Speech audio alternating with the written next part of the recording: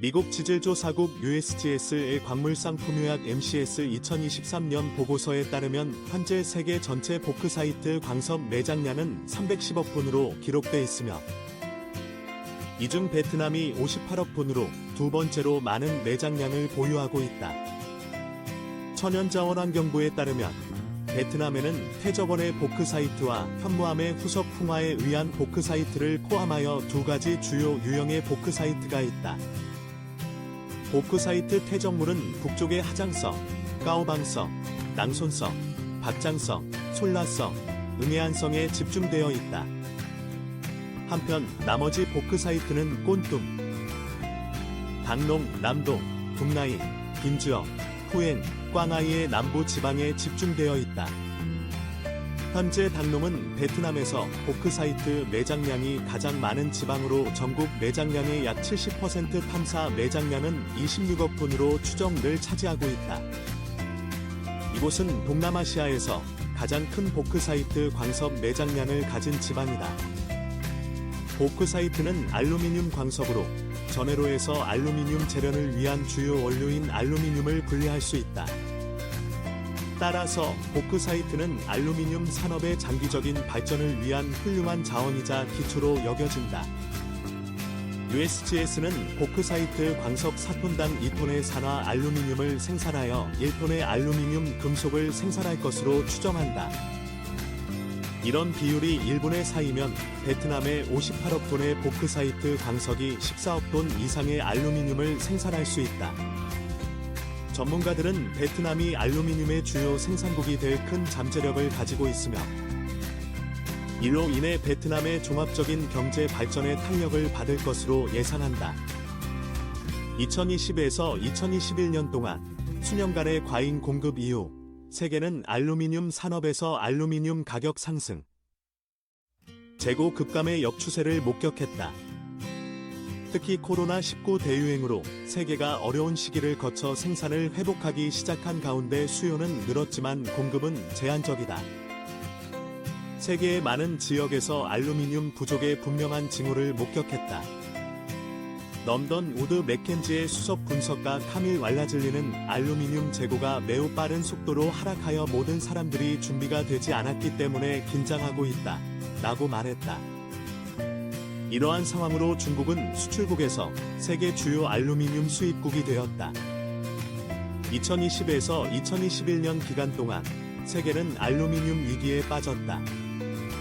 2020년 7월 한 달 동안만 해도 중국의 알루미늄 수입량은 2019년 같은 기간에 비해 570%, 2020년 6월에 비해 35.5% 증가했다.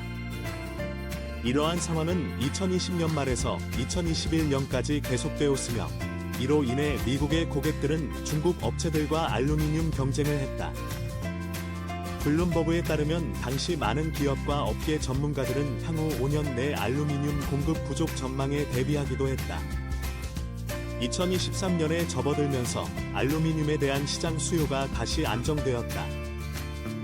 그러나 알루미늄 공급업체, 제조업체는 순수 알루미늄 생산, 알루미늄 재활용 증가, 친환경, 재료에 대한 접근성이라는 새로운 과제에 직면했다.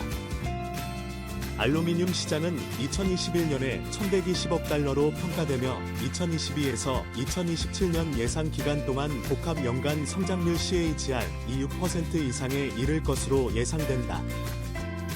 한편 알루미늄은 현재 전기 발전과 재생에너지 산업에서 점점 더 중요한 역할을 하고 있는데 이는 전 세계 국가들이 개발을 서두르고 있는 추세다.